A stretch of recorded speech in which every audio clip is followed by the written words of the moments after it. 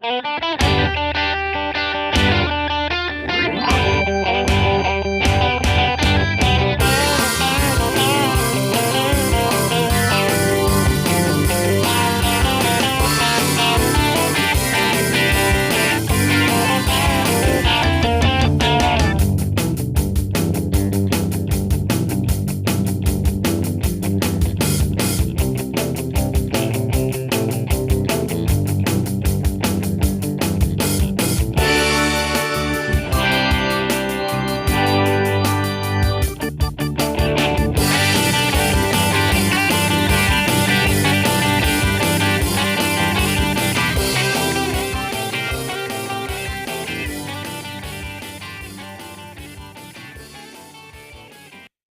morning, everybody. You are tuned to Computers 2K now on the Nissan Communications Network. I'm Amnon, your host for the next 2 hours, along with Mike. Yeah, hello. Good morning. And Spence is here. Yes. And Nick is here. Hey. Good morning. And we have Gal with us. Good morning. Hello, everyone. Hello. Our numbers 919-518-9773, Computers 2K Voice on Skype. And today's show is made possible by vMix Software, Telestream's Wirecast software, and is sponsored by Tom Sinclair of Live Streaming Gear. Wirecast software and is sponsored by Tom Sinclair. Somebody is echoing very badly. Oh, Yeah. it's just stupid Vivaldi. That sounds good. Okay. So what's going on, guys? Another day in paradise. Nick, you had a full week there, and you worked hard physically. Oh, yeah. I did a charity run down here in Wilmington on Thursday. Well, do tell. It was a charity run for the booster club for the community college in Wilmington. What are they? The Sea Devils, I think, is their mascot. So yeah, had a good time. And it wasn't too bad, was it? No, it was just very humid. But you discovered that you can actually do stuff like that. Yeah, I mean, I've been preparing for some amount of time. It's just running on a treadmill in a climate-controlled gym and then running with 95% humidity is it's different. two very different things. Yeah, but you did Yeah, it. I did 4 miles in just under 43 minutes, so not terrible. Well, next time maybe you use roller skate. Yeah, well, that'd be a way. Except you're running on the boardwalk or the river walk and stuff, and it was odd running. It wasn't flat. The whole surface wasn't flat. It was. What are you gonna do? Yeah, it's fine. Mike, anything going on with you? Anything going on with me? Hey, Nick. No. Spence has been working on work that he does and car. Yeah. Well, we're getting closer. And as a reward this morning, Spectrum has lowered his speed to 2 megabit down. I mean, very up. kind over Save the there. environment. Trying to help him not use the internet as much. Focus on the car. Exactly. So, I mean, I need the internet so I can diagnose the car. That's the problem. I'm constantly checking forums and stuff just to save. And the problem is the kind of problems I was experiencing was hard to even use the forums because there would be, well, in the middle of replacing your head gasket, you get this other problem. What's the problem? Did you do the head gasket wrong, or there's a problem due to something else? So it's like, how do you really? Oh well. And you have been rude and have not introduced our guest. I'm going to. Well, no, you're wasting time here. Oh, well, I'm trying to run the clock. Sorry, Spence. I didn't mean to interrupt you. I thought Well, now I feel the pressure. All right, everybody. This is Gal Skolnick. Skolnick. Skolnick. You started it right. Gal is a local guy, but he's from my old country. He's from Israel also, and we're gonna try and talk. Here's your chance, audience, to ask questions about cord cutting and technique that goes along with it. But Gal is all around techie, so he can answer a lot of other questions. Now, remember, to get into the chat, you're going to have to log into the chat. So if you're just watching and not logging in, you can't participate. So please log in First, and first ask. and foremost, how big a pair of scissors do you need to cut the cord? Well, no scissors at all, actually. Oh, You need nerves of steel though, that's it. because most of the people who are faced with the choice, everybody wants to cut the cord, right? Just to explain, cutting the cord is it's getting away from the big system and stop paying the dues that a lot feel that is unneeded, unwanted. So cutting the cord is basically believing that you can do without. That's the first step.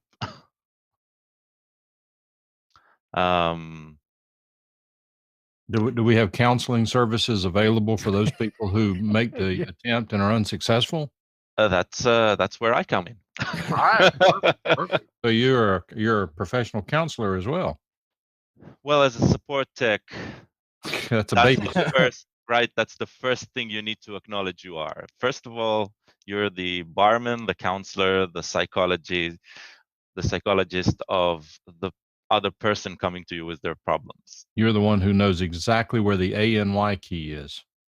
Yep. So yeah. But yeah, cutting the cord starts by just understanding what you're getting out of it, and what you're getting out of. For me, it started about 5 years ago when we came here. So this was a grand opportunity. When you're doing a relocation such as ours, moving countries, then I had the fantastic opportunity of saying in advance there is a certain amount of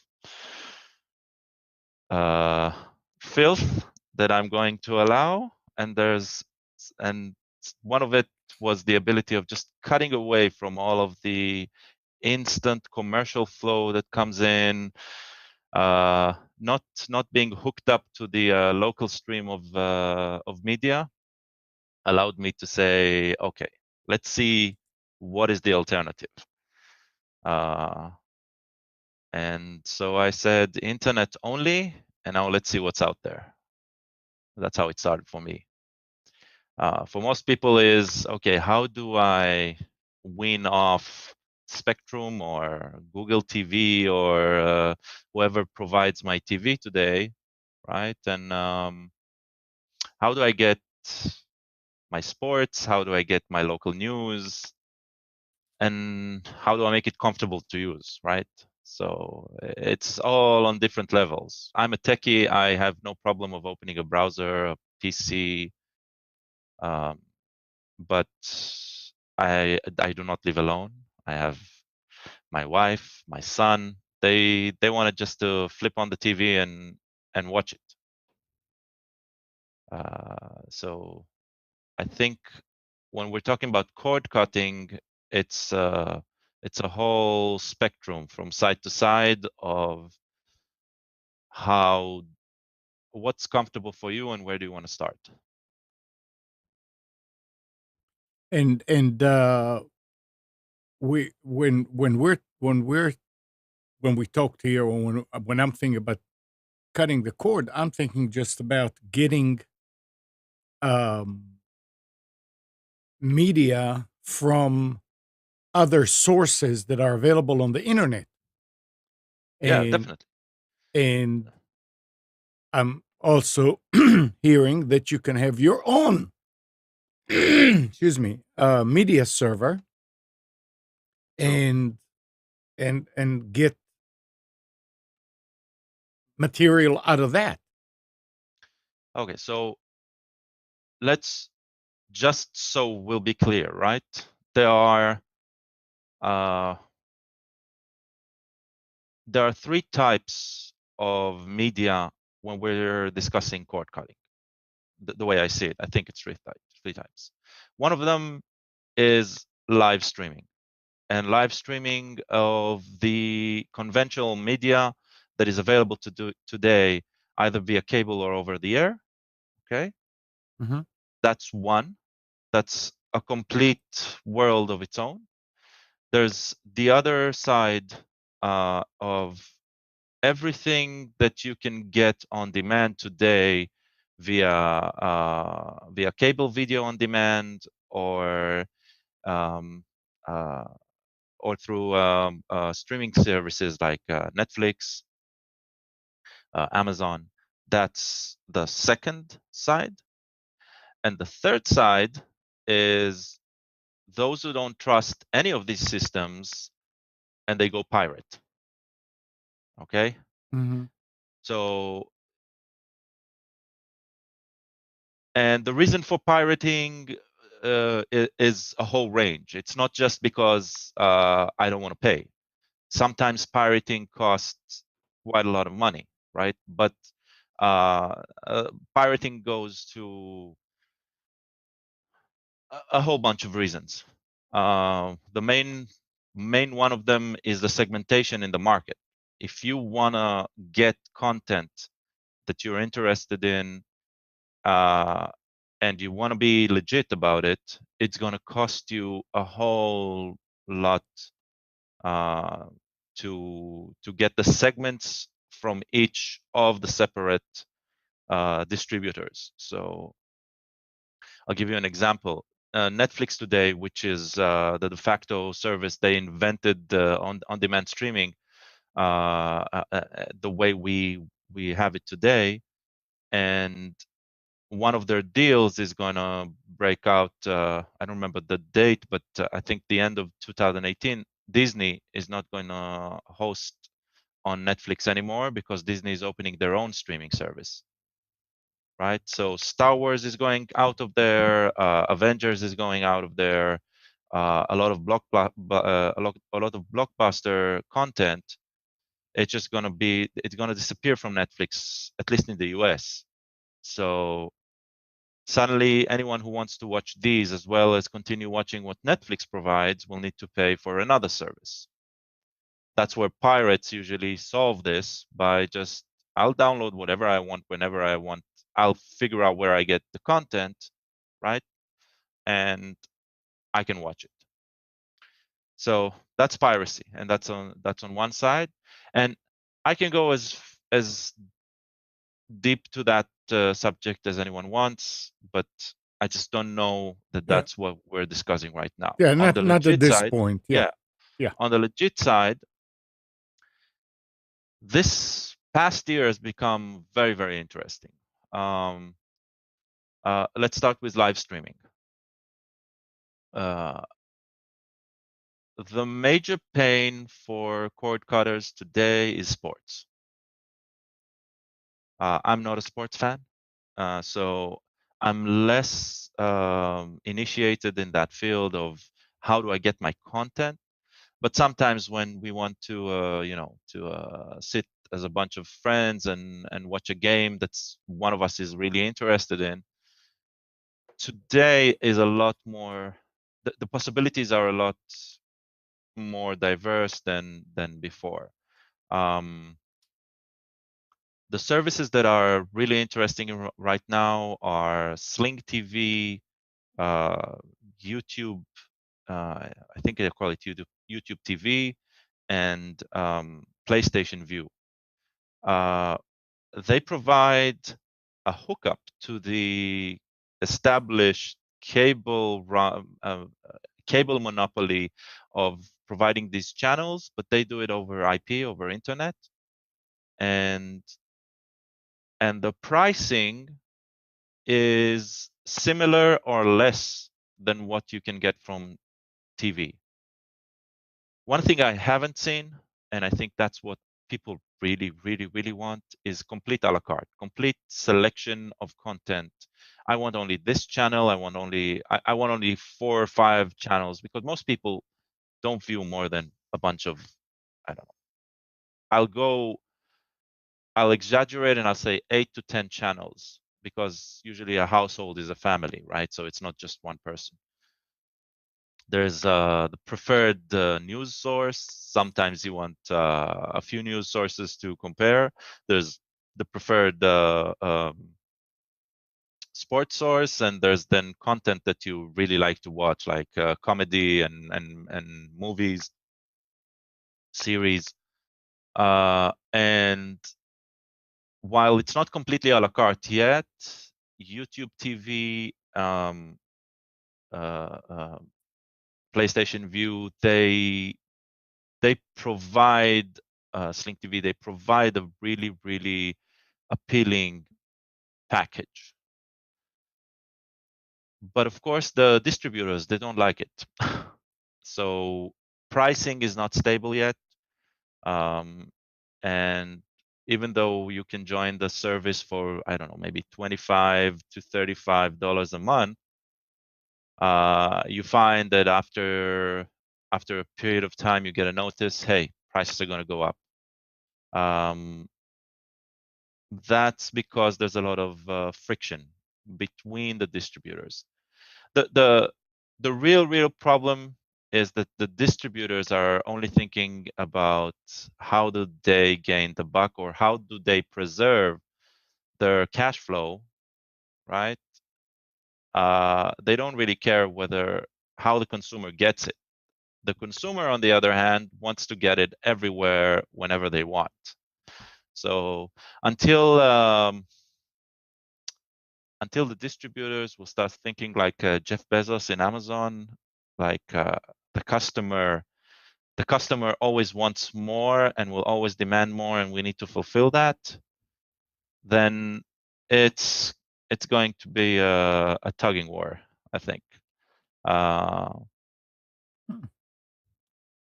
Netflix gets a backlash whenever they need to increase their package deal. So Because there's a question, Gal. Alan is saying, can one still use a Sling box? I mean, are you reading it? yeah, can one still use a Sling box to pick up the over-the-air at one location and watch it in another location? I've heard a little about that since they have been streaming service owned by Dish. So nothing changed. The Sling boxes are still sold. It's just they're not as appealing as other services. So Amnon mentioned shortly that the option, there's another option of hosting your own content. Two software packages that are really, really interesting today are, one is called EMBY, EMBY, and the other is called Plex, PLEX. They are sort of a dream come true when it comes to collecting media, cataloging it, and viewing it. So the evolution of the local media player, whether pirates or just backup from your own DVDs, was having a computer play your media. And in the past 4 to 5 years, the the Android boxes and the Apple TVs, they made it come true, and they were all based on a model that was created by the XBMC, Xbox Media Center, which is today known as Kodi, right? And whenever people talk about cutting the cord, they usually mush it up with the word Kodi, thinking that Kodi is this free world of content that we can get anything, any time that we want. Except Kodi is just a media player, and so is MB and Plex. there's an implication on Amazon now. They want to stop selling Kodi boxes. Somebody, I don't know if it was internal in Amazon or somebody approached Amazon to say, you need to stop selling these boxes. Well, And if that's that true, the Kodi is only a Well, media it player. is, but there's a million third-party plugins to pretty much stream whatever you damn well please. So Exactly. that's Cody's But thing. they're grouping it all together as one thing when it really They are. isn't. Yeah. Well, that's the that- fault of uh, the box sellers, right? Yeah. Most of them are, because these boxes are usually manufactured in China. So most of them are these distributors that they only care about selling their box. So they package it in the most appealing. I hate calling it marketing because it's really bad marketing, but most appealing marketing package, and saying, hey, you get this, you plug it at home and it works, because they pre-package it with Kodi, with a bunch of third-party applications that connect to it. But yeah, Kodi itself is not to blame, but it is an infrastructure that has a lot of pirated material easily connected to it, that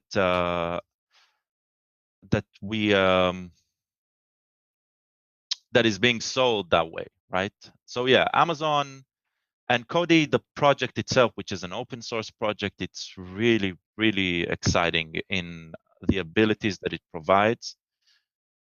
What they dictated is, hey, we need, when we want to watch media, we want even if it's our wedding video and family photos, we want to watch it on a big screen. There's no reason for us to just be limited to sitting on an office chair in front of a screen, a computer screen. We want to see it on the large screen. So the entire project, which started as Xbox Media Center, because the Xbox was already a computer hooked up to the big screen, they came up with the paradigm of, let's give it a good 10-foot user interface, which means a user interface that's easily controllable from 10 feet away with a remote, right?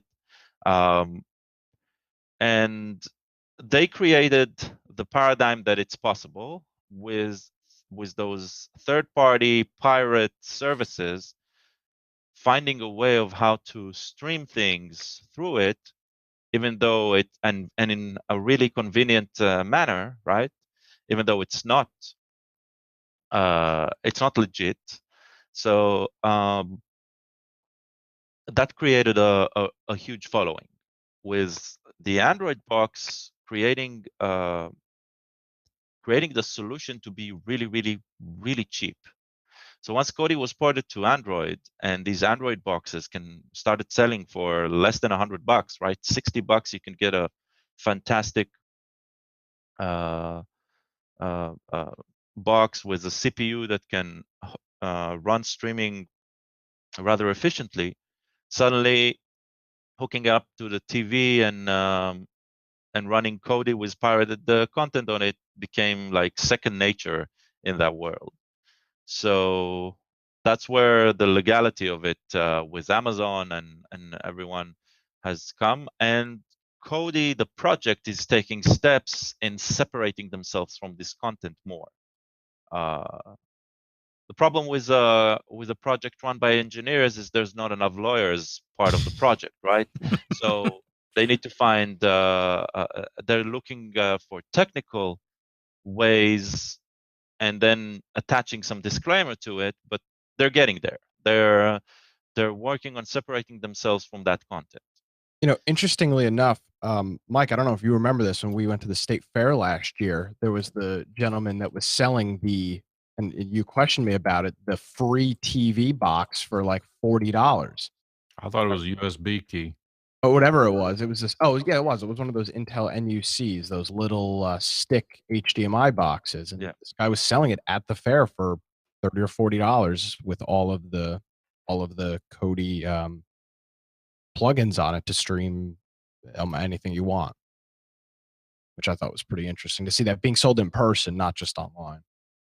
Yeah, I saw that guy as well. I was interested in exactly the same aspect. It's like, how come you're doing it out in the public, right? But I didn't question him more.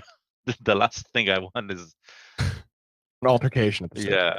Well, just to add to this situation with Amazon, it's not just Amazon, it's eBay, and it's not just the music industry or whoever is asking them. The article here goes that last week the Federal Communication Commission sent a letter to Amazon CEO and eBay CEO asking their companies to help remove the listing for fake pay TV boxes from their respective website. It says these boxes often falsely bear the FCC logo. Oh, The letter informed and are used to perpetuate intellectual property theft and consumer fraud.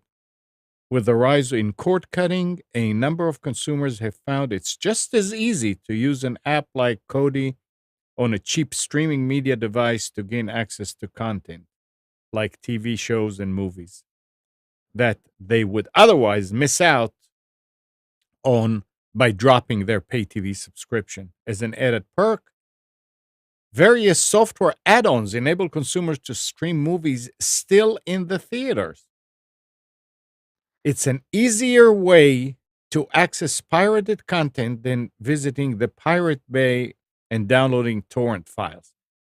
And yeah, I mean, you're talking about the boxes were created for one purpose, but people realize, oh, we can also do this with it, and exactly. people took it and bundled. But it's almost like saying, well, it's the same as hard drive.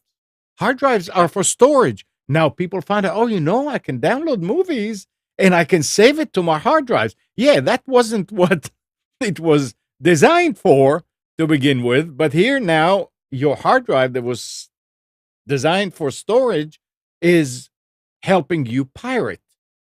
So what? You're gonna say, okay, stop selling hard drives? No, it's Exactly. people will always find a way to use something in order to say, oh, but I can also do this with it. Well, I think that brings up, and I don't necessarily want to get into the piracy discussion, but Alan is saying something that I agree with completely. He's saying, I'd gladly pay for M3U access for legitimate media content. And M3U is typically what you would find is a live streamed content. What do you do when the content's not available legally? It really does. I have a friend that once was in a situation where the content was not available legally. What do you do? So that's the that's where pirates still thrive, right? I really don't know what happened here in the States during the 80s and 90s, right? But in Israel, there was this concept of pirated cable. That's long before cable TV ever was available, right? And somebody in the neighborhood would figure out it's usually someone who was technically inclined enough and let's put it this way, criminally inclined enough, right? And he would hook up cables, physical cables that go from house to house in the neighborhood to a location where he just put in some junction box where he can hook up all of these video outputs, right? And he would broadcast. He would go to the local video store. He would rent a cassette and play those. And those who would pay subscription and he hooked them up, right, would get pirated content, and he would curate content. He'll become his own little pirated broadcasting video, right? We used to call that pirate video. The reason these exist then is because he knew he can make money for something that is not available otherwise. It's not available established, exactly, right? What you can watch from the video store was newer than what you can get on the TV broadcasted stations, and we didn't have cable TV, so there was not a lot of content available. So he knew he had a market where he can actually make money out of it, right? He's an entrepreneur. Exactly. But he's working outside of regulation, right? He's working outside of what's allowed. The only ones hurt in this situation are the distributors. And again, I understand the distributors, right? It's not like I'm dishing them, but because there was no alternative channel available, right? Then he found a way of pirating the content. So I think piracy is still going to be there until the established, the media content will be available in the channels that you want. So if you can't find the content like you mentioned, right? You are technically inclined enough, or you know the right people, right? It's always, I know a guy. Yeah. Then you might get it in the non-legit way. Of course, it's always part of how exposed are you making yourself? How dangerous is it going to be for you? What's the danger?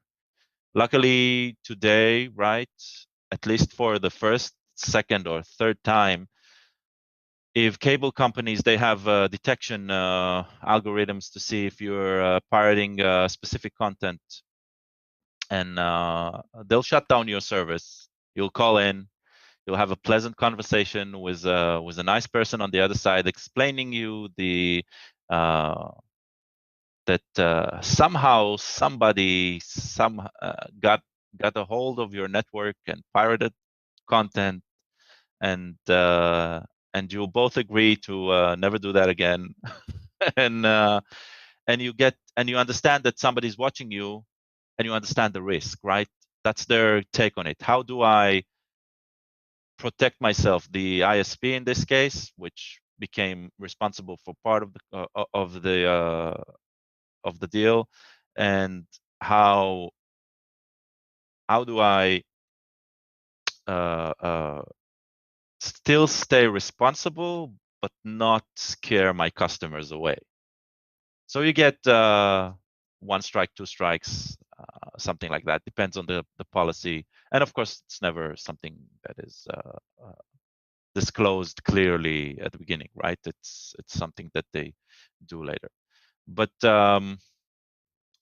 if the content isn't available in an easily accessible way, the consumer is just going to grab it somewhere else. And until that's resolved in a really suitable way, we'll still see that guy in the state fair selling the illegitimate solution. And It's it's and unfortunate because I don't think most people would walk into a convenience store and steal something because they can pay for it. They can buy a whatever it may be, a gallon of milk or whatever it may be from the convenience store. Yeah. But if it wasn't available to buy, you'd have to go to your next door neighbor and steal it from him or whatever it may be. And Yeah, I as mean, John's saying in chat, media companies are hurting themselves by restricting and hoarding their own content. I don't get it. well, when you're looking at the short run, they're hurt, right? They used to see a pile of money, and that pile of money is growing. It's shrinking, right? It's getting smaller, and they are holding up as long as they can, and they're lobbying, and they're creating a mess as long as they can. It's their battle, and some of them don't even want to acknowledge that they're going to lose the battle, right? Others are seeing the opportunity, and that's where services like Netflix come in, right? And Amazon Prime. I mean, the only reason Amazon Prime exists is because Netflix exists, and because Bezos has this vision, he understands and acknowledges it, right? That the customer is always going to want more. And if he can give them more, they're going to come back to him, right? And the distributions, they just want more money. They don't want more customers. It's not about any individual need. For them, they're already a machine that creates content and distributes it the way, right? They're focused on their bottom line is not keeping the customer with them for the long run, instead of how do I keep the money flowing for the long run. So when you change the focus, when you take money and put it in a lower priority on your list, right? And you focus on the positive aspects of the business, of how do I drive the value to the customer, then the side effect is, if you pick the right priorities, right, is you get more money on the long run. And I think that's the difference. That's where Netflixes come in, right? Where systems like that come in. Yeah, and I'm not a big fan of Jeff Bezos, but he, unlike the cable, unlike any traditional cable channel, sees the right, well, not necessarily the writing on the wall, but sees the opportunity to evolve and be an entrepreneur in something that is, television, which is not obviously a new platform. Exactly. For whatever reason, traditional big media, specifically Fox, 20th Century Fox, just can't get that through their minds, I guess. I don't know what their problem is. Yeah, well, the distributors, well, with power comes great responsibility, right? The quota media. Yeah, but sometimes it's just focus on power. And when that focus is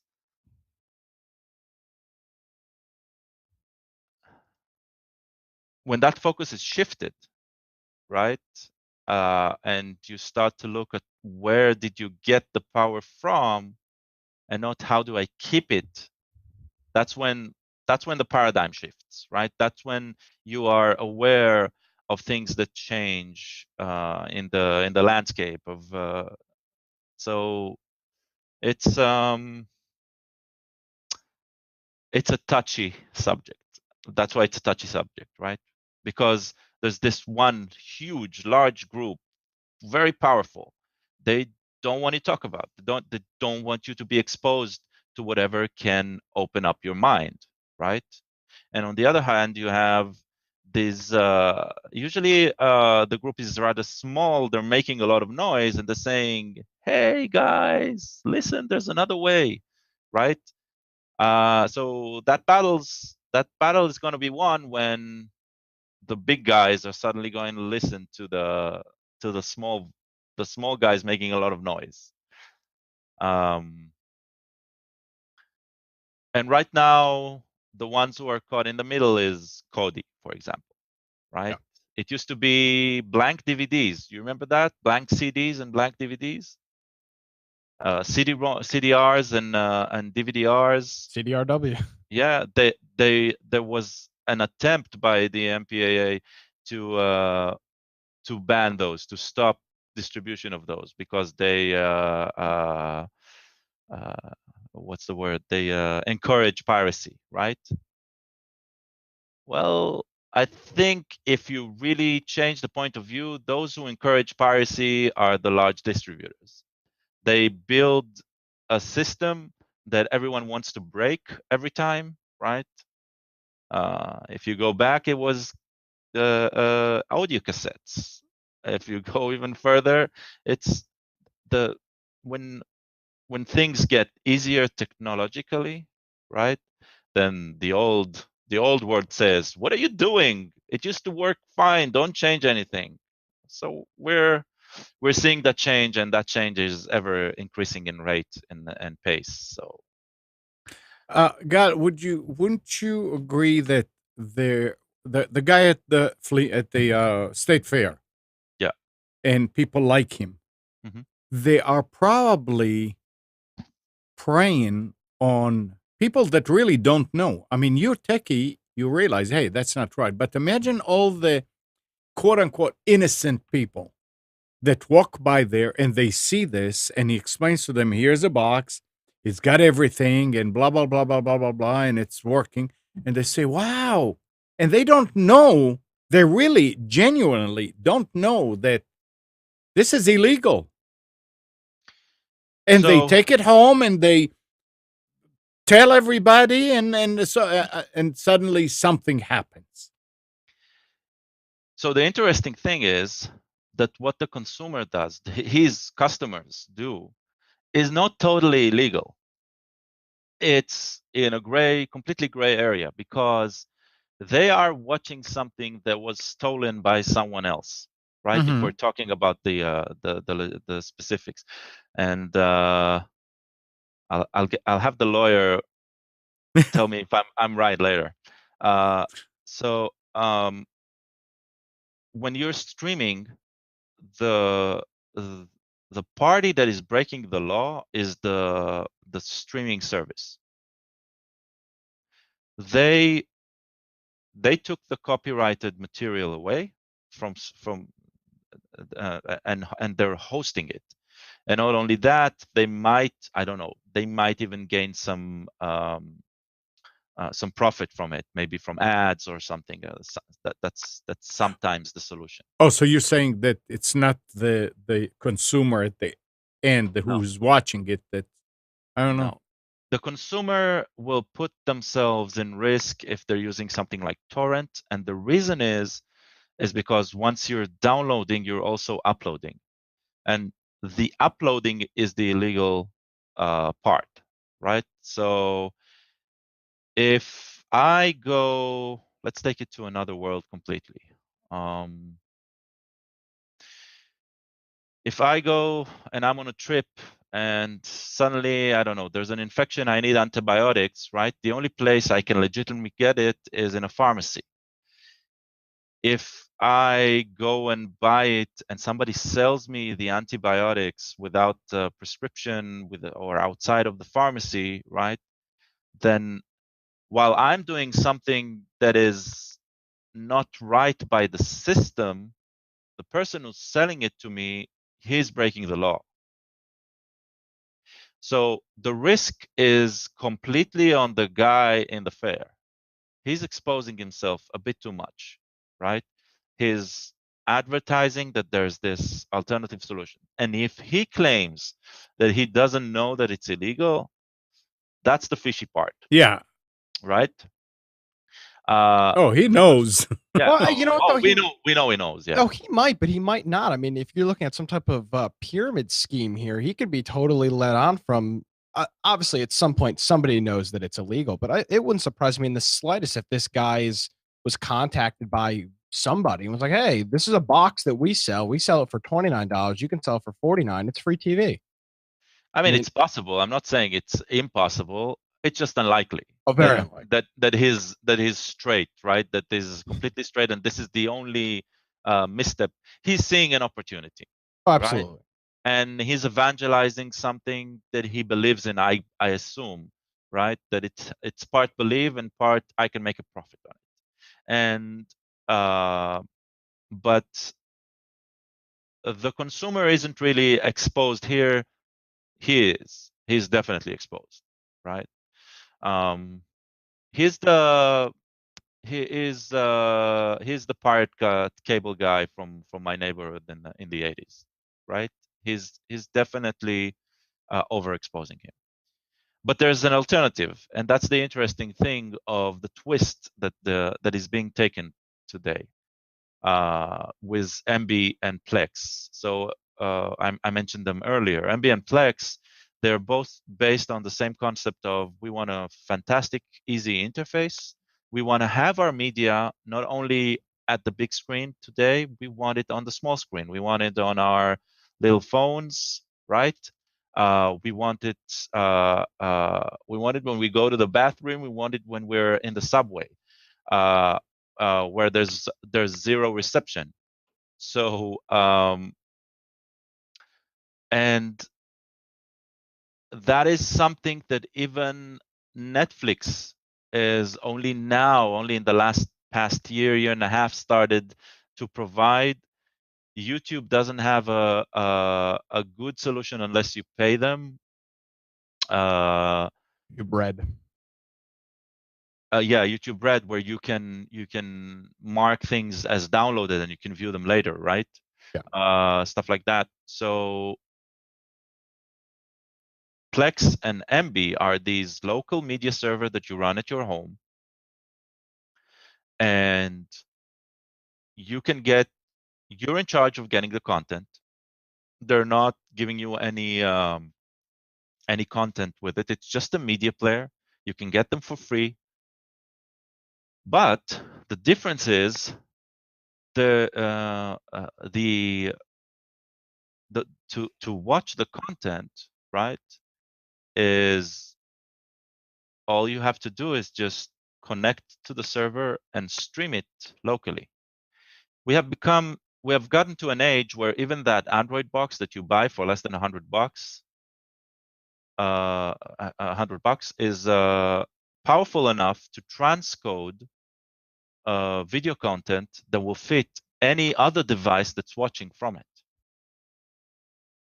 And that has become very interesting. So Netflix, when they stream content, they have the content already rendered in a lot of formats, in very low bandwidth capable video content packages, and in high bandwidth packages. And their players, whether they're built into the TV or whether they're on a PC or in a browser or on a phone, their players adjust the rate, or even the servers, by detecting what the players are reporting, right? They adjust the rate of what can be sent back to the customer, and you're getting the best quality that you can watch. They solve it by storage. They have it's already pre-processed. It's already ready on their storage in multiple locations, in multiple sizes. And because they know that storage is usually cheaper than bandwidth, they just deal with it that way. When it comes to home, storage is cheap, but you don't want to make a huge investment because you're just a home. You're just 3, 4, maybe 6 people, right, that are watching this content. And without going into the legitimacy of the content that is hosted on it, you still want to just view it whenever you want, wherever you are, whenever you want. So these servers, they catalog the media. So you give it a file name with the name of the movie or the show, and it already brings in the images and the subtitles, and It's amazing. yeah, It really is. and it's syncing all of that, and it's available everywhere. It's transcoding. It's using the local CPU to change the rate of the streaming content, so it'll be in par with the bandwidth available and with the ability of the media player. So if your phone is old, it'll still play the movie even though it's in a very new format, because it's transcoding it in runtime. And taking all of that, you can now even share it with your family and friends. And even by doing that, they somehow keep themselves from being exposed, because it's a very limited way of sharing. It's not like, hey, I have the new Star Wars, you can download it from me. So I'm not redistributing the content, but we can view it together as if you're sitting next to me in my living room. We can do that, right? So even though I have content that might be limited in copyright, the way the communication between the components works is it's not really sharing, it's streaming. There's very little exposure. It's still in the gray area, right? But it's a complete change. So now if you run the server, you're your local pirate guy, but the investment was really, really, really low on risk and on infrastructure. No longer need to pass on those physical wires between building to building. You might be in different countries, and the sharing component has become really, really. It creates an ecosystem of services around it, like Kodi with its third-party pirate content. It creates an ecosystem around it that makes suddenly viewing TV and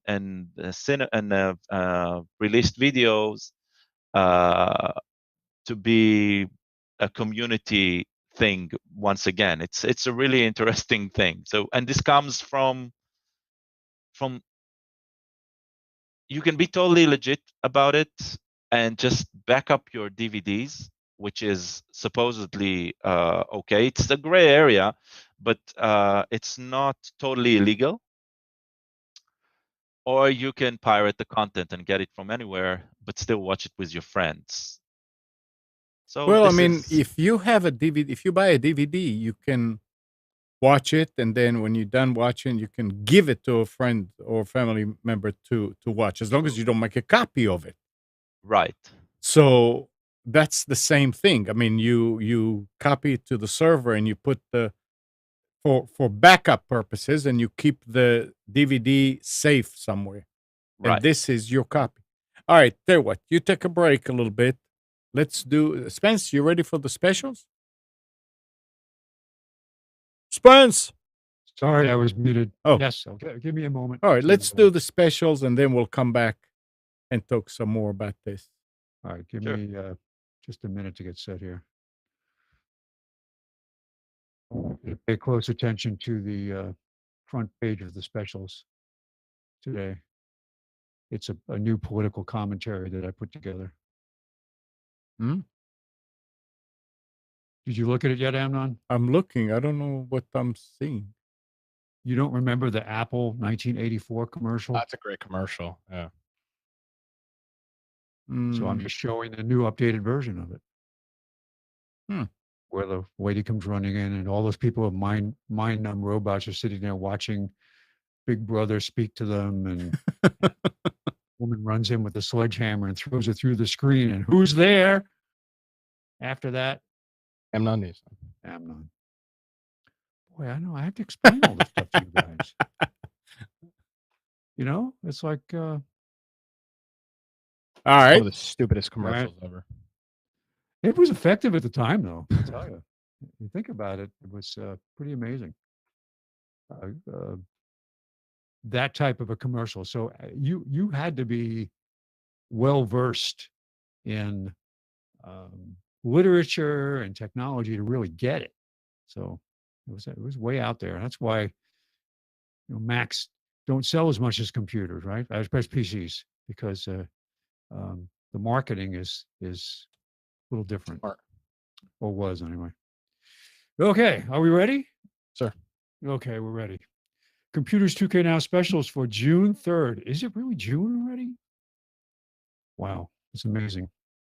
Okay, starting with laptops, we are looking at Best Buy, and they have a Lenovo Core i5 17.3-inch laptop for $479.99. It's $50 off. Office Depot has a Dell 15.6-inch Core i7 for $599. That's $200 off. And Staples has a entry-level laptop from Acer for $279.99. It's $150 off. That's got an AMD A9 processor. Desktops, we have at Best Buy Lenovo Idea Center 310S, AMD A9. This is an entry-level machine, $299, $80 off. Office Depot has a Dell XPS i7 desktop for $799, which is $250 off. And we have an entry-level machine at Staples, which is the HP Slimline machine with an Intel Pentium quad core for $249, which is $65 off. Actually did recommend not this specific model, HP Slimline, but something very similar to my aunt and uncle down in Florida, who are part of a team of people at their library that were putting together new computer access. And we went with a little bit, maybe not quite this entry level, maybe slightly higher than this. I think it was i3s or i5s, depending on what they were going to spend. But very happy with the HP Slimline machines. They did need to have DVD drives. Okay, tablets. Best Buy has a Digiland 8-inch tablet, 8 gig for $49.99. That's $20 off. $20 off. Office Depot Office Max has a Samsung Galaxy Tab A 10-inch 16 gig Android tablet for $229, $50 off. And it seems to be a pretty typical sale now at Staples. Each week they have an iPad 9.7-inch 32 gig tablet for $279, $50 off. It's good to see that stuff get discounted. Networking, we have a Netgear AC1200 dual band router at Best Buy for $78.99. That's $11 off. Office Depot has a Netgear Orbi AC2200 tri-band system on sale for $199. This is a one base station and one remote. It's $50 off. And Staples has a D-Link network pan and tilt camera for $99, which is $20 off the regular price. Storage, we have at Best Buy SanDisk Ultra 512 solid state drive for $109. That's $90 off the regular price. Office Depot has an APC 900 VA battery backup system for $79, which is $20 off. And good deal on a USB 3.0 32 gig flash drive at Staples for $14.99, which is $25 off the regular price. Now, this particular, under accessories, I don't normally put hard drives or printers, but because these were good deals, I had to find a place to put them, so I'm sticking them here under accessories. Western Digital 4 terabyte portable USB 3.0 drive at Best Buy for $99. That's $100 off, 50% off. Office Depot has a Logitech M310 wireless optical mouse, $12.99 at $17 off. And if you have a specific need for a professional high-speed label printer, Brother has the QL800 at Staples, which is $59.99, which is $40 off the regular price. And it comes with software. You do have to buy specific labels to work with this printer. It is a color printer. But this is the kind of thing you would use. I thought it shows printing visitor name tags. It can do a lot of other things, but a good price on this color laser printer. Or now I take it back. It could be the visitor tag is actually pre-printed, but you're just printing the name on there. So it's not actually color. It would be more if I think it was color. So very specific, but if you need something like this, take a look at this product. Monitors. We have at Best Buy an Acer 27-inch monitor for $169, save $50. Office Depot has a HP 27-inch curved monitor for $199, which is $100 off. And then a great deal on a 24-inch monitor at Staples, $129, which is $20 off. Doesn't seem like it's a big discount, but to get a 24-inch monitor, you'd be hard-pressed to find it much less than this. Sometimes you get it down, maybe Black Friday and such, with built-in speakers. That's what makes this different. Okay, printers, scanners. We've got at Best Buy, Brother MFC J45 DW wireless all-in-one printer for $39.99. That's $40 off, so it's half price. Here is one of my favorite printers from Brother at Office Depot. This is the um, printer scanner fax copier. I don't know that this one is actually a fax machine. Based on what the control panel looks like, I don't think it's also a fax machine, which is, for most people, don't really need it. But it is a printer scanner copier for $99, monochrome laser. Normally $159, so $60 off. And Staples has a HP LaserJet M310 mono all-in-one laser printer for $149, which is $50 off. Home automation and security. Best Buy has a Simply Safe system for $269.99. This is not on sale, but it was advertised in their weekly ad. Simply Safe has recently gone through and come up with their next generation, smaller sensors, smaller components, longer distances, higher reliability, things like that. So worth looking at. I have installed a couple of these Simply Safe systems. They really are easy to install. And they do come with broadband wireless connectivity through either Verizon or AT&T. If you do have if you live in an area where one of those signals is low, oh, hi. My daughter standing who actually has this Simply Safe system. You had originally the AT&T or the Verizon. She had the Verizon base station, and the signal was weak, so they actually sent her an AT&T. Or the other way around. Or the AT&T signal was weak, so they actually swapped it out for her to give her the Verizon one. Office Depot Office Max has a Nest thermostat for $149, which is normally $169, $20 off. And Staples has a TP-Link Wi-Fi smart plug for $24.99, $5 off. And finally, we get to Fry's to look at some more unusual stuff. Mini port display to HDMI, DVI, VGA adapter. So this takes your mini display port and can do either HDMI, DVI, VGA. So very good for expanding your, well, mini display ports are mostly on Macs, but they are available now and more on PCs. $13, so you save $11.99. And they've got another one here that's just a mini display port HDMI, which is only $6.99, which is about $5 off the regular price. If you're looking for a high capacity 4-port USB car charger, $14.99. This is a 4-port, 2.4 amps each port, 9.6 total amps. So if you've got a lot of high demand for charging stuff in your car, you've got kids with phones and tablets and so on, $14.99, which is 10 off the regular price. CyberPower, 1325 VA battery backup for $119. I'm not need to pick up a few of these. That's a good deal. Mm-hmm. $20 off.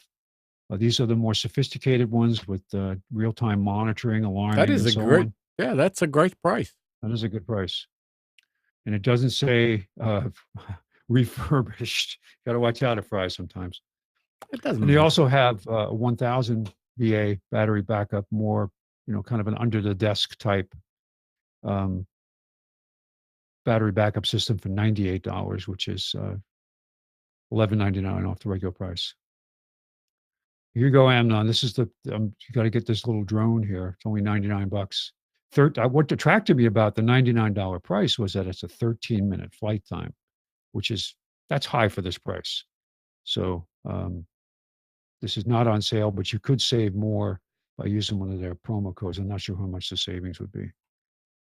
Here's an interesting device: Bluetooth headset with USB car charger. So this looks like just a plug-in USB charger, but it also has a Bluetooth earbud that you can plug in, which will now work as a Bluetooth headset for your phone. So kind of an interesting device. $8.99. You get 30 cents off. And finally, we've got USB 3.0 Gigabit Ethernet adapter. USB 3.0 being needed to get that gigabit throughput speed, but $11.99, $8 off the regular price. Good thing to have in your repair kit.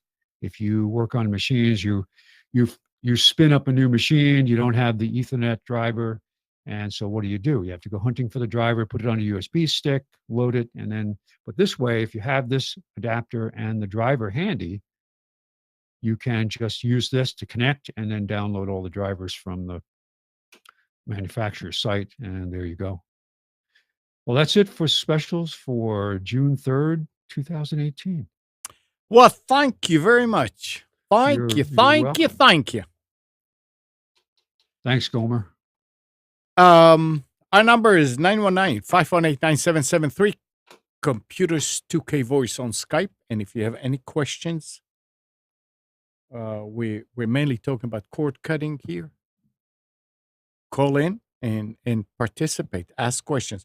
Gal, are you? Go ahead. What? I was going to say, one of the things that we talk about here, and we talk about this, is if we want to go with an over-the-air reception, which is very, very possible for the main broadcast channels, what is the best way to record that content, to save it like a DVR? They do make several boxes, and they tend to be expensive. Some of the cheaper ones where you have external storage, you have to plug in a USB drive or whatever. I did have one of those. And are they readable by a They computer? were. Well, it was called Simple TV, and it worked well until they went out of business. Oh. They just never had the marketing model. They would sell you a permanent licensed machine. It was just too cheap. And I had the first generation of it, so it wasn't great, a single tuner.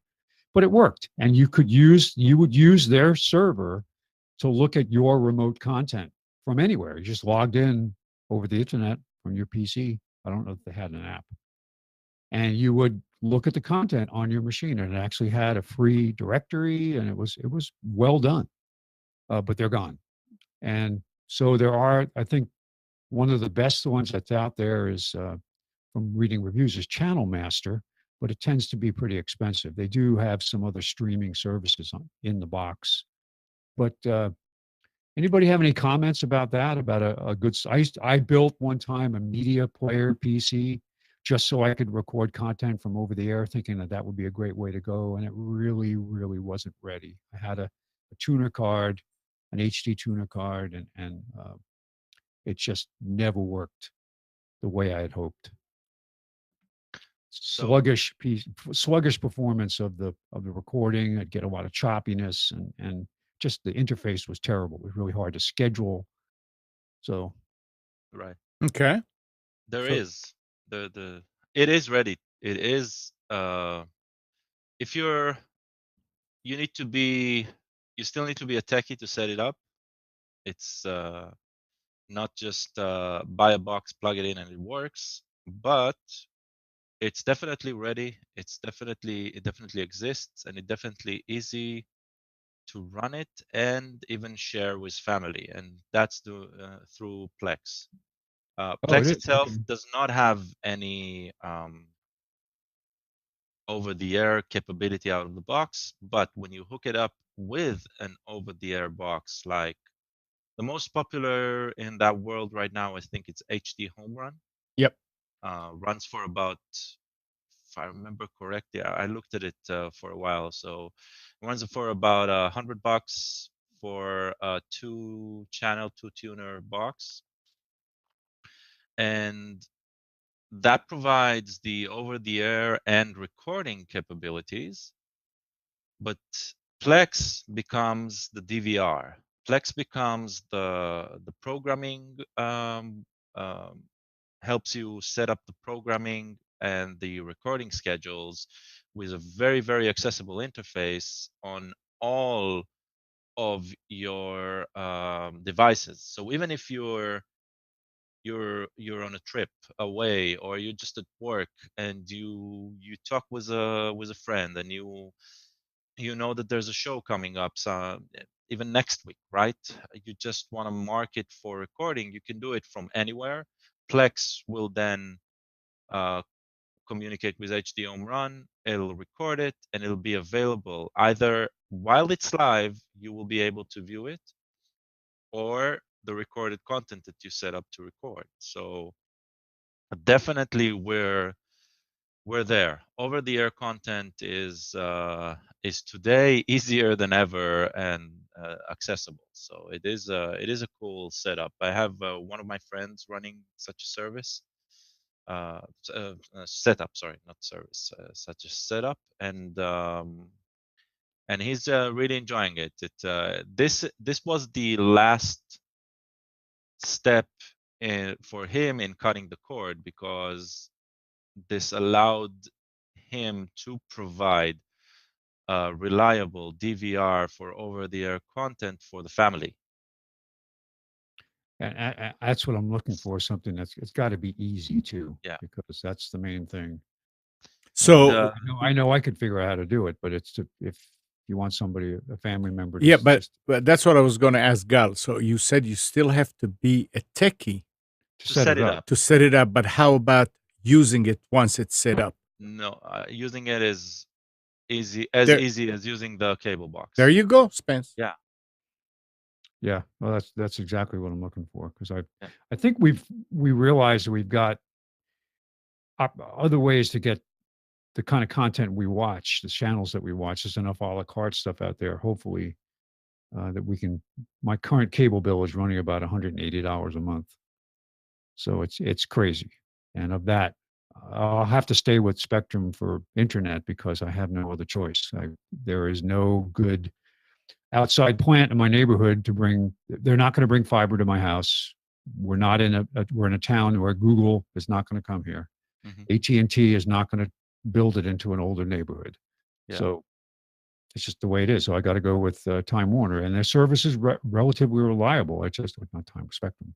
You just have to keep on hammering them whenever there's something that's not. But I'm going to be paying, $60 a month. Yep. For the service I don't need. So I've got to keep the other stuff under in price. So I like that. I know I'm going to take a look at this. So it's HD Home Run. HD Home Run. Yeah, I'll send you. It'll be interesting, actually. I'll send you the details, and if you decide to go on it, it'll be interesting to share your experiences in setting it up, right? Because right. Yeah. Yeah, I like a challenge like that, and like I said, I've done it with other alternatives in the past, but neither of them worked out. So unfortunately, I do have a very good powered Winegard antenna in my attic already. So I'm all set from an HD perspective. I've got a highest point I can get it inside my home powered antenna. I spent good money on the antenna, so it's not one of those little window panels that you stick up that you have to keep moving whenever you change channels. So, all right. So now I gotta go back to something you mentioned earlier. You mentioned the biggest problem with cutting the cord is sports. Yeah. So what have you found to be the best option for baseball, football, basketball, whatever the sport may be? So one of the things I think that is blocking most people is math. Okay. Doing the math about where to pay to get it, right? So there's no good free solution, first of all. Unless you call it sitting in the bar, you still pay for the beer, right? So there's no free solution. One of my friends, he without football, and I think they also watch soccer, right? So without these two, they feel cheated out. The solution he found right now is using PlayStation View. Okay. They seem like the cheapest solution of getting the sports channels and still getting some satellite, not in satellite TV, but in rounding content, right? The rest of the content around it for a comfortable package.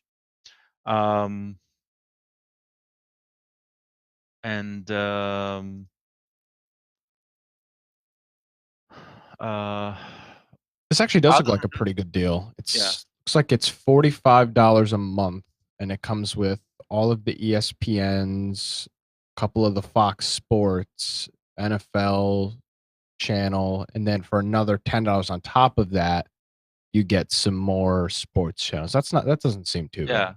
that's not too bad. No. But as I said, the grain of salt to be taken here is this is the price today, Yeah. and there is fluctuation, right? And they're pretty new. They're running the service for a couple of years now, maybe 3, right? And so they're still pulling in customers. We don't know if it's going to remain this reasonable. But for now, it's cheaper than cable TV, right? In that term. YouTube Red is not Red, sorry, YouTube TV, separate from Red, does not include Red. YouTube TV is pretty much priced similar to cable, so you need to check your options there. And of course, there are the direct channels, buying directly from NFL. There's the NFL network, the NBA network for basketball. And that's where I said you need to do the math, because the payment is usually seems high, like 250 for the year. It is. It's expensive. Yeah. But when you divide it for the entire season, then you see that you would probably pay that much for pay TV, for cable TV. So if you exchange it, it probably is a good deal, right? So as Yeah. long as you're not purchasing the regular TV channels and you're buying it directly from them, you're getting your worth. But they don't have a la carte. They don't have, I want to watch only this game for a reasonable price, or let me just join for the season, right? And watch only my favorite group, favorite Teams. team, and focus on that team. Instead, I buy a package that includes everything, right? So they're not there yet either. I think baseball has a similar solution Yeah. through the MLB.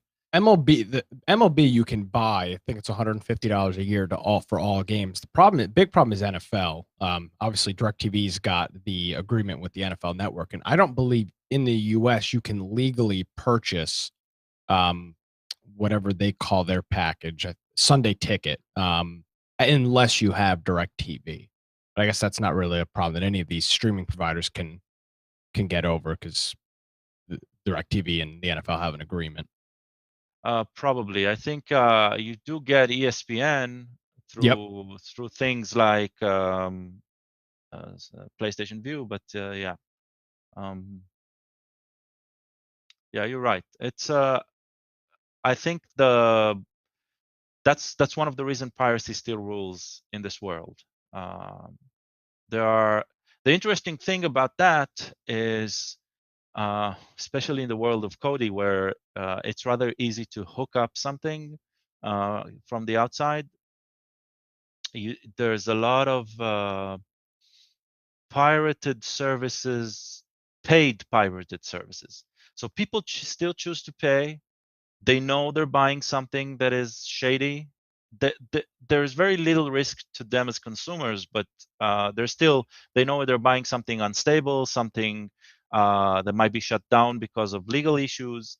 But paying for it is much, much, much more cheaper than going through a legal distributor, and they get the content as long as technically it works, right? They get the content for a really cheap package. So those exist as well.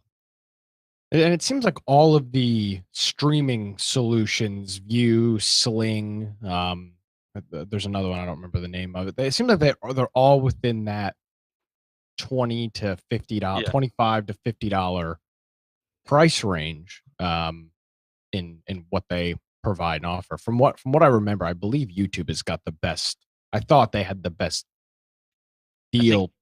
I think they had the best, and and it's not there anymore. But it's not available everywhere. Like I'm down in Yeah. Wilmington, and I'd have to probably use Amnon's address to sign up for. I would assume it's available in Raleigh. Yeah, it started to be available in Raleigh last. So I'd have to use a somebody else's address, and then maybe even a VPN to get access to the channels there.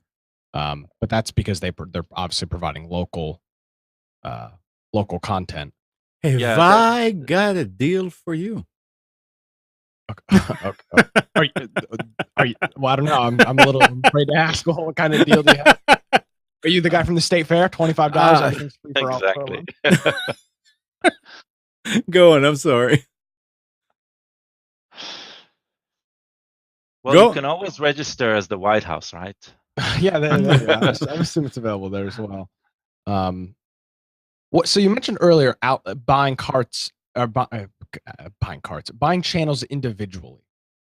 If you were to A la carte, yeah. if you were to buy a la carte channels, what do you think would be a price per channel? $2.99, something like that a month? So I think that's the biggest reason we're not saying that yet, because let's put it this way: if the cable company could sell you a la carte, I believe they would. They would do it. Okay. Because the cable company itself, they just want to make their customers happy and keep them paying, right? Yeah. Everybody loves to dish Time Warner Cable that became Spectrum and say how crappy the service is and everything. But we need to remember that they are a channel. They do not control the content. They are providing content that is produced by that is delivered by the distributors, right?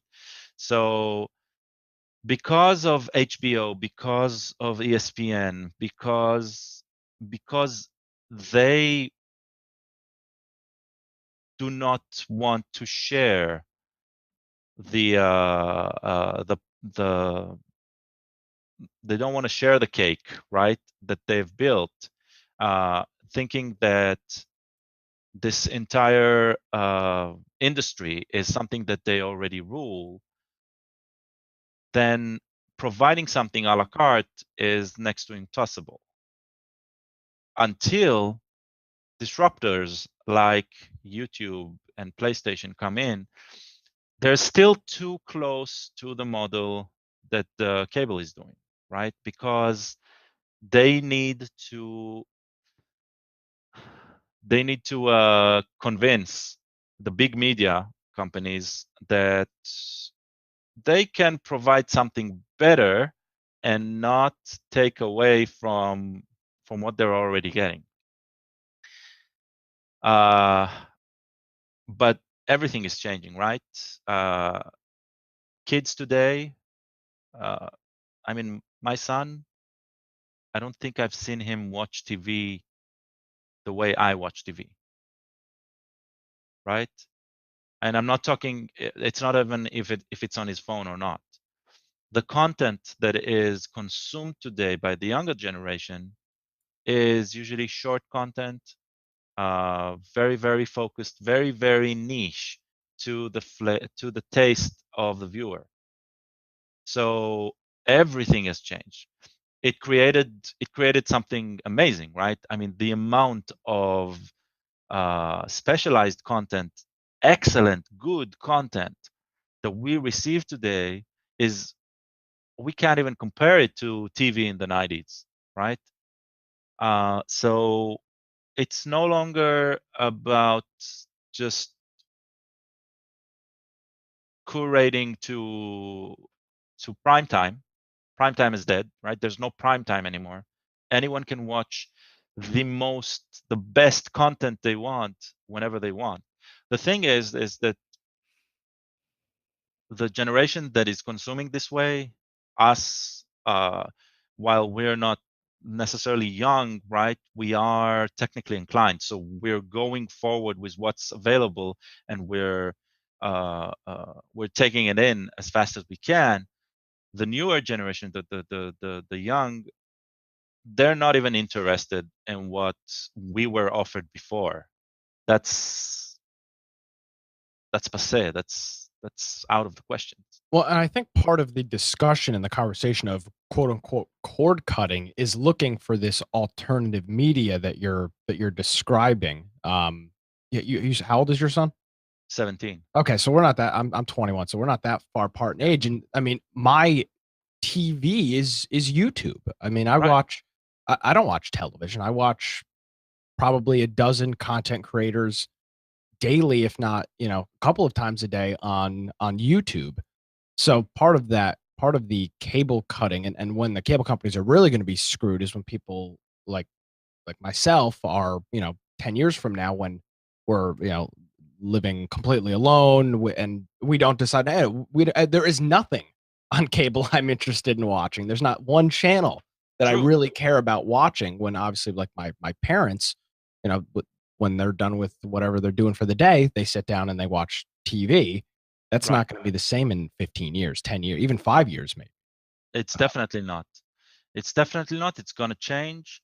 And I think what will happen is, so TV is not going away. Okay, let's make that clear.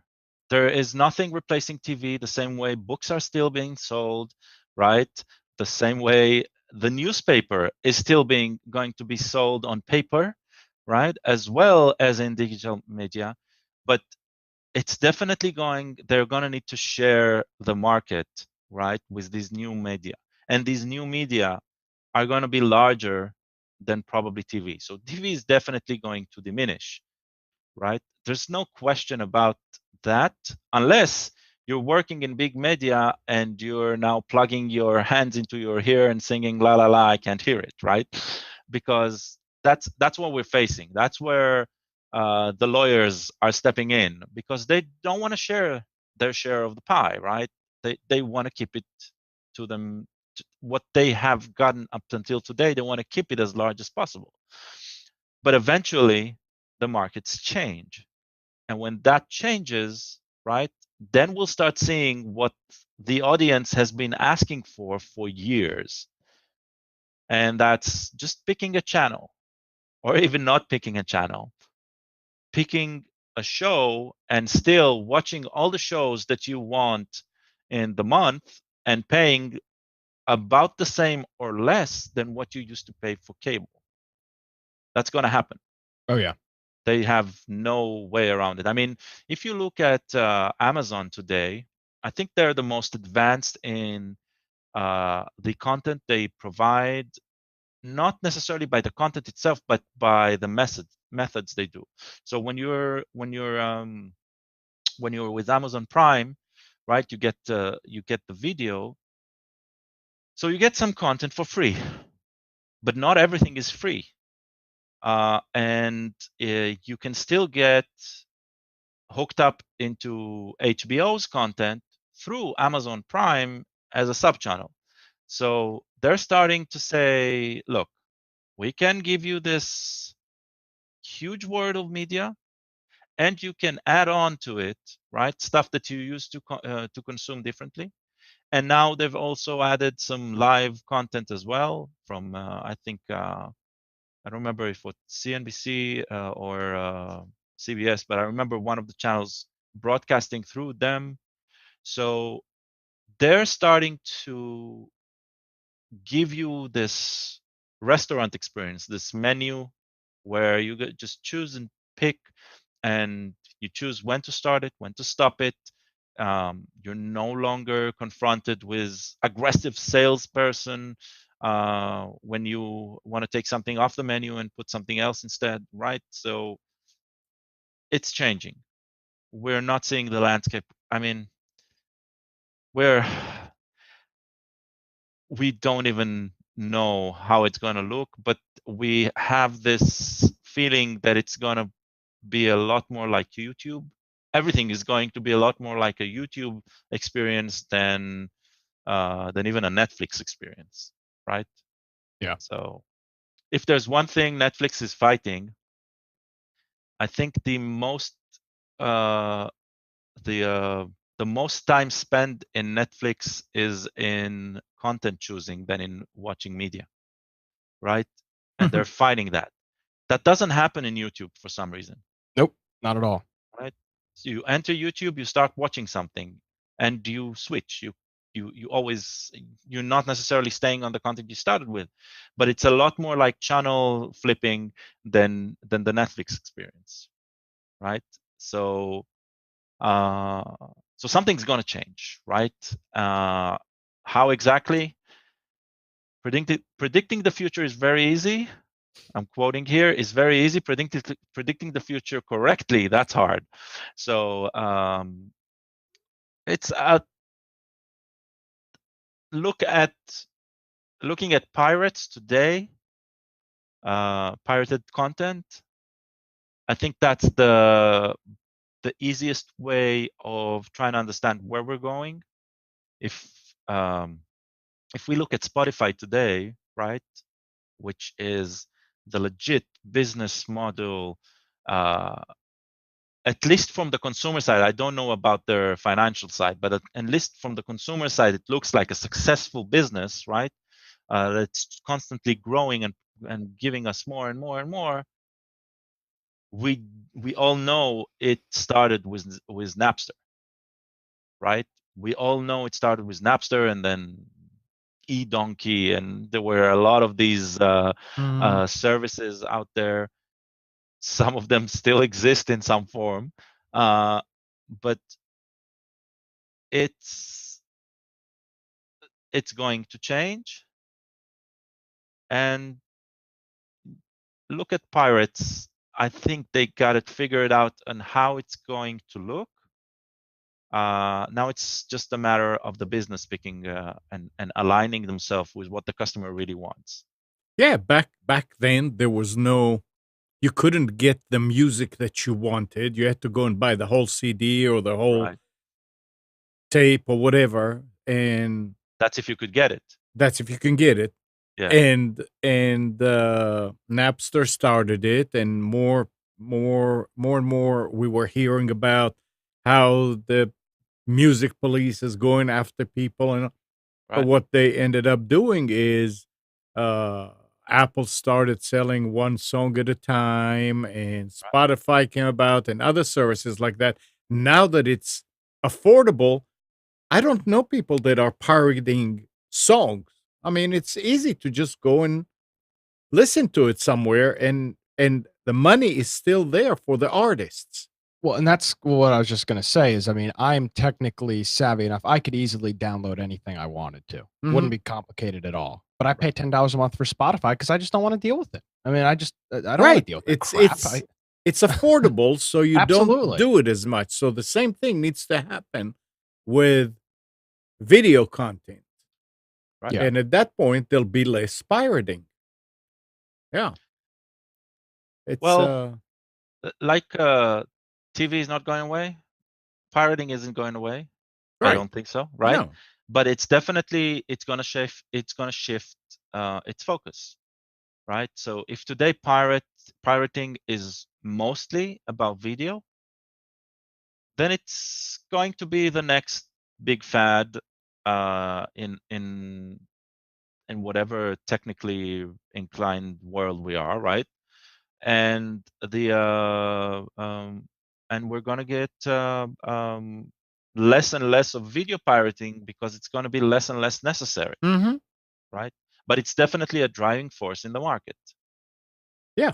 And Alan asks, how is anybody going to start legitimate services when giant media companies will do anything to prevent its success?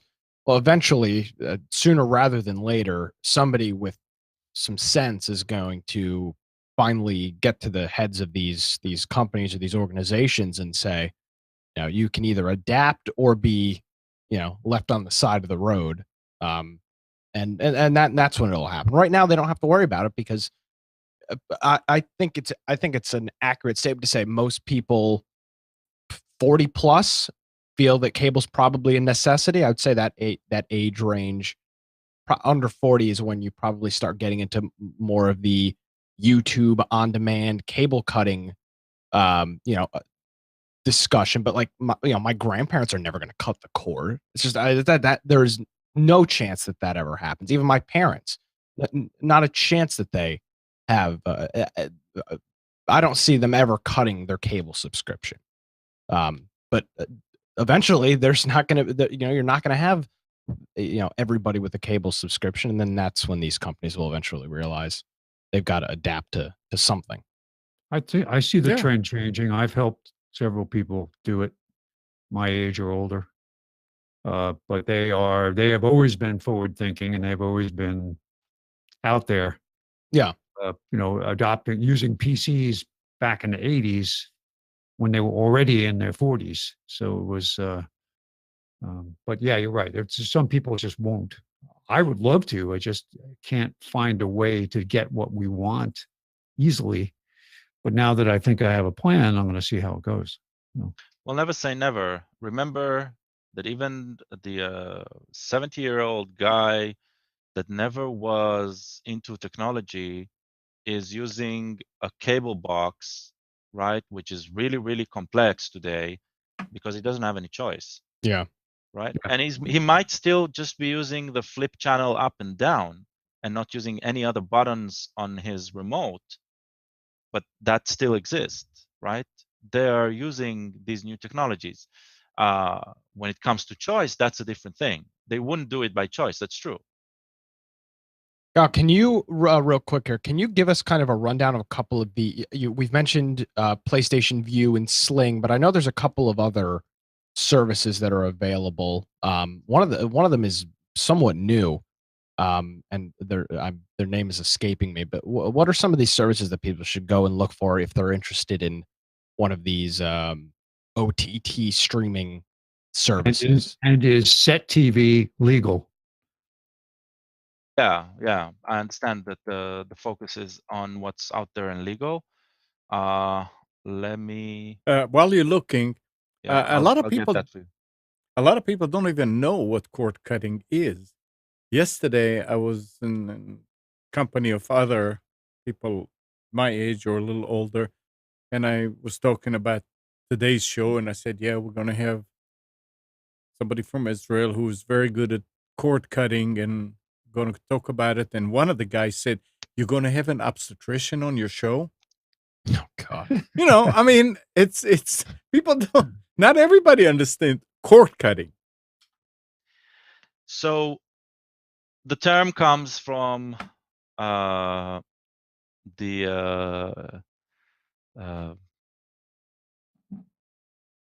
it's a Pinocchio paradigm, right? Where we're all controlled by a system of chords from big systems. So we're puppets. Instead of being a puppet, you want to be in control.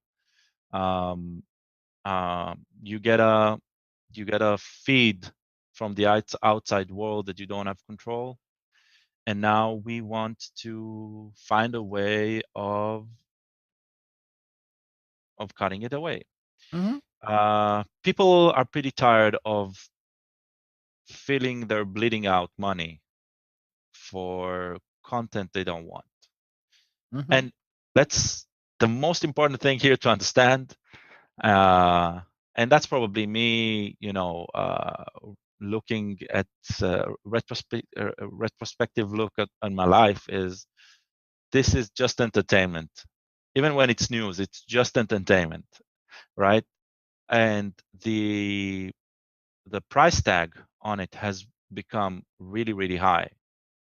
And so people are looking of there must be a better way or a different way, not necessarily better, a different way. And because bandwidth has become cheaper, because storage has become cheaper, the solutions are out there. Cord cutting also has this technical side of it, right? About these data cords that are coming in and we want to cut them away. So we don't want to be confounded any longer to just a single screen in our household. We want it to be on every screen, even if it's moving outside of the home. Mhm. So we want it on our phones. So all of that Yeah. pulled together is about cord cutting.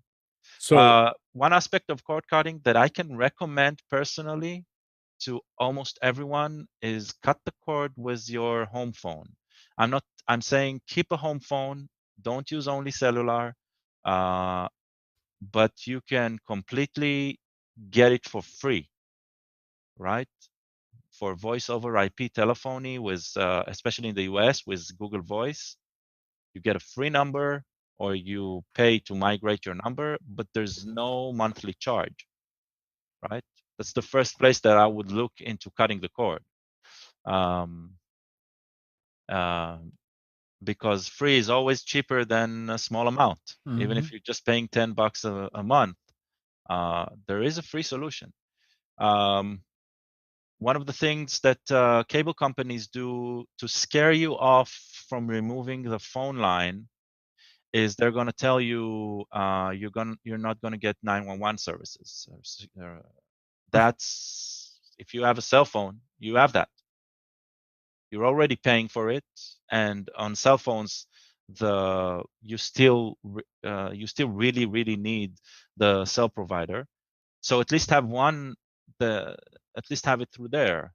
It's going to be more effective anyway because nobody can cut your cord outside of your home and prevent you from calling out. So use your cell phone. So I mean, you get 911 today with all the, as far as I know, with all the voice over IP. well, it depends. There's There's the UMA, I think their name Yeah. is. They charge you for that, so you still have a monthly fee. Yeah, So it's when I'm looking a on, regulatory. It's a regulatory fee. yeah, Yeah. but if you can choose not to get that if you're getting it through another channel, right? I If you have platforms, actually think that I was reading somewhere that they are required to offer to supply you with that service of 911. I don't know that I'm paying. I have UMA. I don't think I'm paying extra for 911. No, That might be I get it. filling It's in. required by law to map your location in a database because the 911 database is based on telephone company Right. statistical Yeah. data and actual physical connections. And Right. when you have a virtual connection, you just have to map your number Right. to a physical location. And what I like about UMA, and actually, it's funny you mentioned UMA because I'm about to install. I have one of their water sensors in my by my hot water heater to tell me if I have a leak. I have an automatic shut-off valve too, but I'm going to be putting in some of the UMA home security devices because for $9.95 a month, I'm paying now just $4.95 regulatory. But if I go up to the $9.95 a month, what you're paying, Amnon, and I'll get the call blocking and other features that I'm not getting now. I can add all these sensors. Currently, I can only put in one sensor for free, which I'm doing. I'm going to add a couple of door sensors, a motion sensor, and a garage door sensor. And I'll have all that stuff. I have to buy them outright, but it's going to cost me $9 a month. And if the alarm goes off, the app on your phone actually says, "We show garage door just opened. Do you want to call your local police?" And you press the button, and it will take you right to your local 911. Yeah, they're expanding. Yeah. Yes, it's great, but there is no monitoring. They will not call the police on your behalf. That's not what they're into for their service, and I don't want that. Yeah. My wife is terrified of false alarms. Nick, you were saying? Well, we've talked about this little device before, the OB High, which is one exactly of these devices. Excellent. The OB High, the Two- OBI 200, which is like $30 or $40, and this will integrate directly with Google Voice for free. And this does not have 911 service. Google Voice does not do 911. right? You can buy through a third party, Okay. but they don't do 911. So that's I've been trying to get my parents to switch over to that because the Time Warner charges almost $25 a month for a phone with it Exactly. into the bundle. It's outrageous. So Gal, that's the first cord cutting action I did when I came to the States. After landing, the first week is all about bureaucracy, right? filling up forms, you need a phone number. And I was still using my Israeli cell phone because it took a couple of days until I bought a local SIM. So first thing I did is log into Google Voice, add a number, and I have a US number, and it was forwarded to my office number at that point, right? So I could still get the calls, and I could phone using the computer.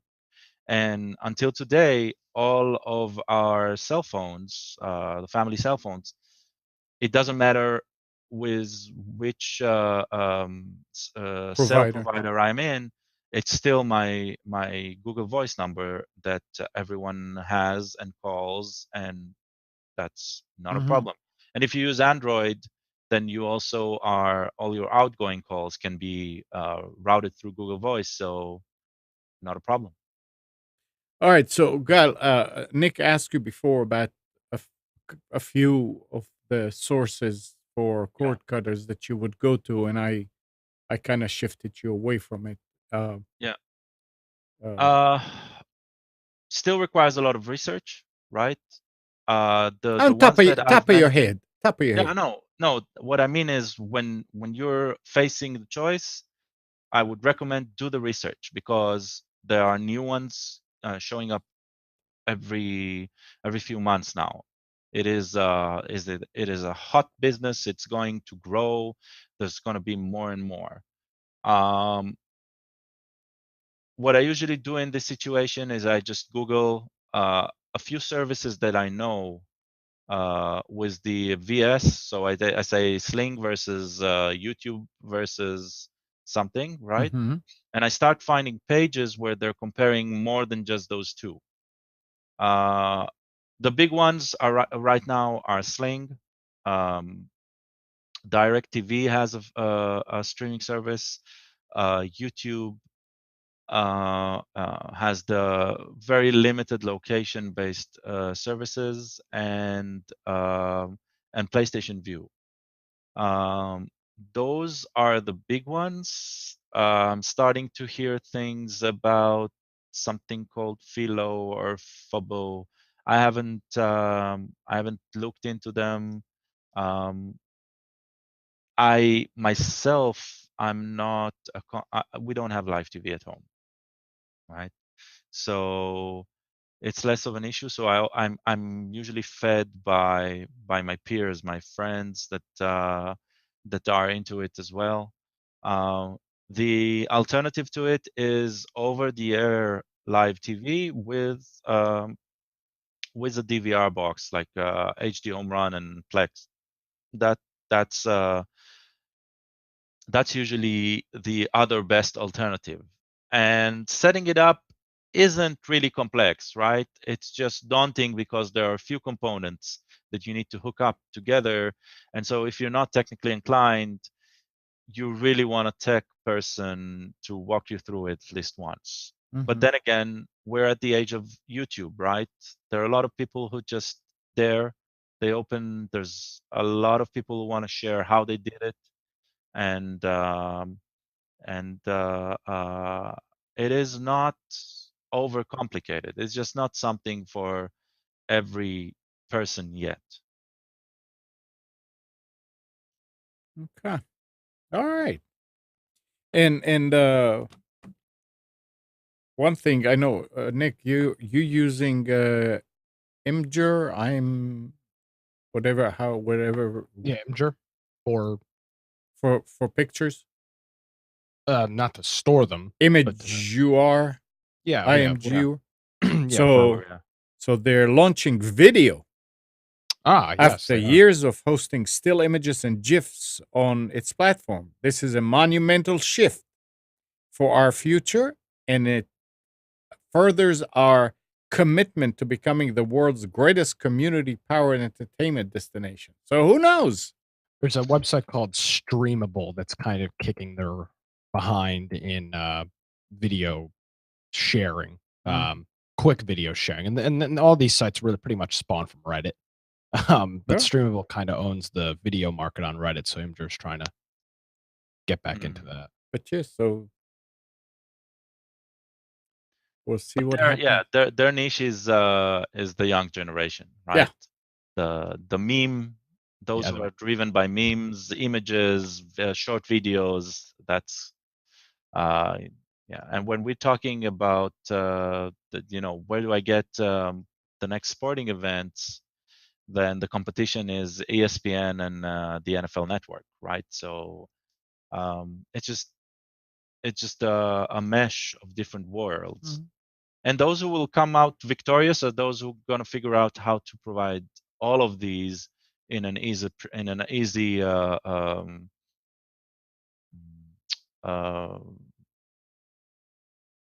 like plain, like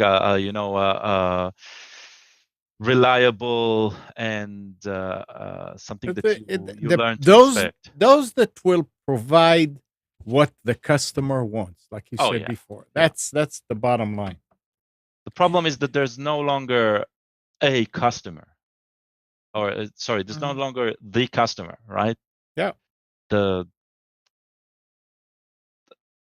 There's so many niche audiences that we're still gonna be distributed. We're still gonna be segmented. It's never gonna be just a single source anymore. It's never going to be just the cable company or just YouTube or just that has changed. All right, it's that time. Any closing words from anybody? Anybody wants to add anything here?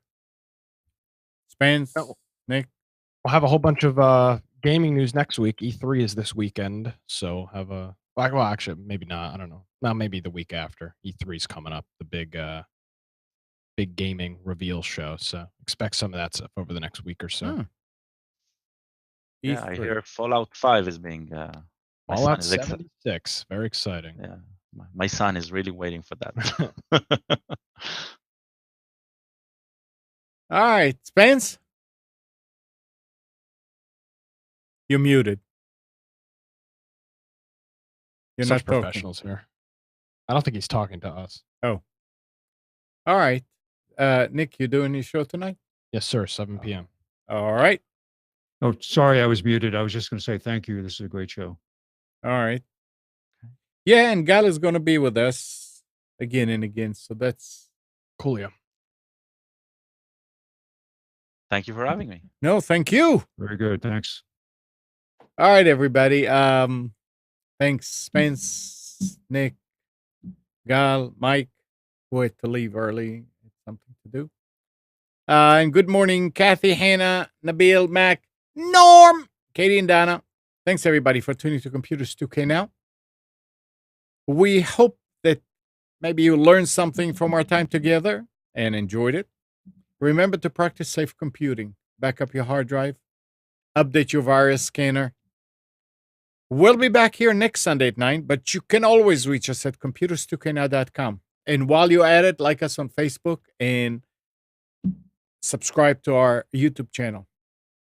Tonight at 7, Nick Craig hosts Against the Norm on Wilmington's Big Talker 106.7 FM.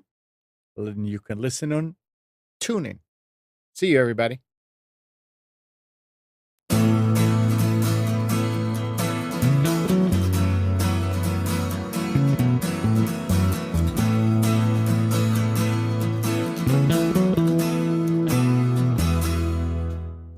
You are tuned to the Nissan Communications Network.